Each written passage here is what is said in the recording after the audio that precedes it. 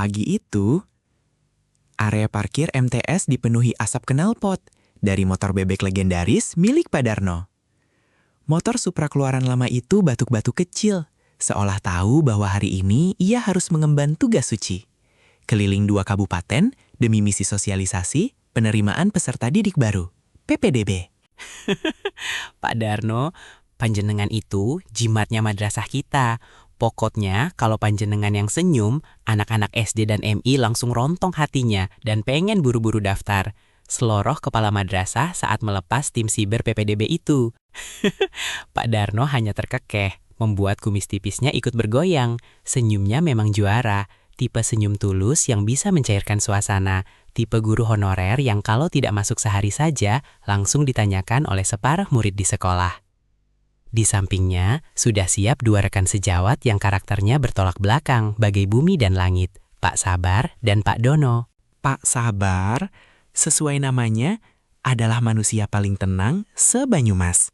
Diajak ngebut, dia senyum, ban bocor, dia istighfar. Sedangkan Pak Dono, dia adalah seksi sibuk, seksi panik, sekaligus seksi konsumsi, yang merangkap jadi seksi komedi tanpa ia sadari. Sudah siap semua? Brosur, formulir, kalender souvenir, spanduk? Tanya Pak Dono panik sambil menepuk-nepuk tas ranselnya yang bengkak mirip kura-kura ninja. Jangan sampai kita sudah sampai kabupaten tetangga, ternyata brosurnya ketinggalan. Bisa-bisa kita malah sosialisasi pakai bahasa isyarat. Tenang Pak Don, tenang. Semua sudah masuk bagasi mobil inventaris. Astagfirullah, bawa santai saja. Sahut Pak Sabar kalem, sambil mengelap kacamata minusnya dengan pelan. Sangat pelan. Misi pun dimulai. Target pertama mereka adalah MI-MI di pinggiran Kabupaten Banyumas. Di sini, pesona Pak Darno langsung bekerja. Begitu masuk kelas 6, Pak Darno tidak langsung membagikan brosur. Ia maju ke depan, melempar senyum andalannya, lalu melakukan trik sulap receh. Memunculkan pulpen dari balik telinga salah satu siswa. Wah, Pak gurunya seru. Mau sekolah di situ ah. Bisik anak-anak kekirangan. Pak Dono dengan cekatan langsung membagikan brosur seperti membagikan pamflet konser. Sementara Pak Sabar bertugas mencatat kontak guru kelas dengan penuh ketelitian dan kesabaran tingkat dewa. Namun, tantangan sebenarnya dimulai setelah zuhur. Mereka harus menyeberang ke kabupaten sebelah. Jalur yang dilewati mulai menanjak, berliku, dan membelah hutan pinus. Pak Sabar, ini kita nggak nyasar kan? Kok kanan kiri pohon semua? Kita mau nyari murid apa mau nyari wangsit? Tanya Pak Dono. Matanya melotot melihat Google Maps di handphonenya yang kehilangan sinyal. Aduh, gimana ini kalau kita diculik penunggu hutan? Itu namanya pemandangan alam Pak Don. Dinikmati saja. Alhamdulillah, udaranya segar.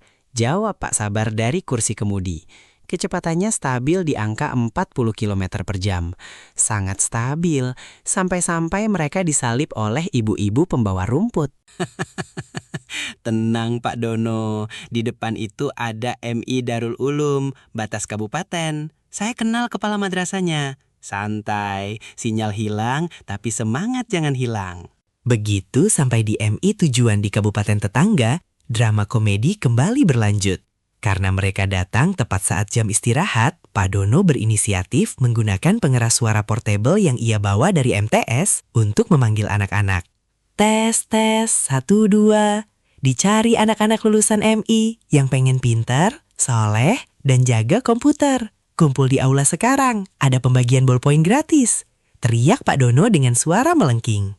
Bukannya berkumpul dengan tertib, anak-anak malah mengira ada tukang obat atau penjual es krim gratisan yang datang. Mereka menyerbu Pak Dono, sampai Pak Dono terdesak ke pojok lapangan.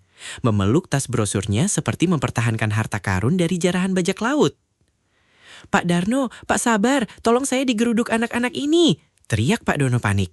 Melihat kekacauan itu, Pak Darno langsung turun tangan. Tanpa toa, ia hanya berjalan ke tengah lapangan, berdiri tegap dengan seragam dinasnya, lalu melemparkan senyum hangat yang lebar. Ia mengangkat tangannya dengan kode pramuka yang menenangkan. Ajaib, anak-anak yang tadinya rebutan langsung diam. terhipnotis oleh aura ramah sang guru honorer. Adik-adik yang hebat, yang mau ballpoint, dan mau tahu cara bikin game di komputer, yuk duduk yang rapi, nanti Pak Guru kasih tahu rahasianya, ujar Pak Darno lembut. Dalam waktu 5 menit, suasana yang tadinya mirip pasar malam berubah menjadi kelas yang kondusif. Pak Darno bercerita tentang serunya belajar di madrasah, tentang kakak-kakak kelas mereka yang sering menang lomba, hingga fasilitas sekolah yang lengkap. Gayanya yang santai, diselingi guyonan khas Banyumasan, membuat anak-anak di kabupaten sebelah itu terpesona. Sore harinya, perjalanan pulang menuju Banyumas terasa sangat memuaskan.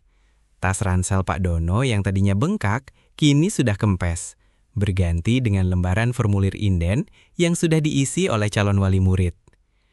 Hebat panjenengan Pak Darno, honor tak seberapa, tapi energinya kayak PNS golongan 4, puji Pak Dono tulus sambil menyandarkan kepalanya yang lelah di kaca mobil.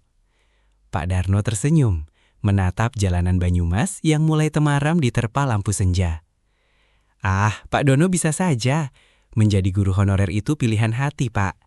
Gaji mungkin bisa dihitung jari. Tapi, melihat anak-anak itu tersenyum dan punya harapan buat sekolah setinggi-tingginya, itu bonus tak ternilai yang bikin saya merasa jadi orang paling kaya di dunia. Pak Sabar yang sedang menyetir mengangguk pelan, menyunggingkan senyum penuh rasa hormat. Betul itu Pak Darno, barokahnya yang kita cari. Hari itu, 3 sekawan itu pulang dengan lelah di fisik, namun dengan tangki kebahagiaan yang terisi penuh. Di tangan guru-guru ikhlas seperti Pak Darno, masa depan anak-anak bangsa selalu menemukan jalannya untuk pulang.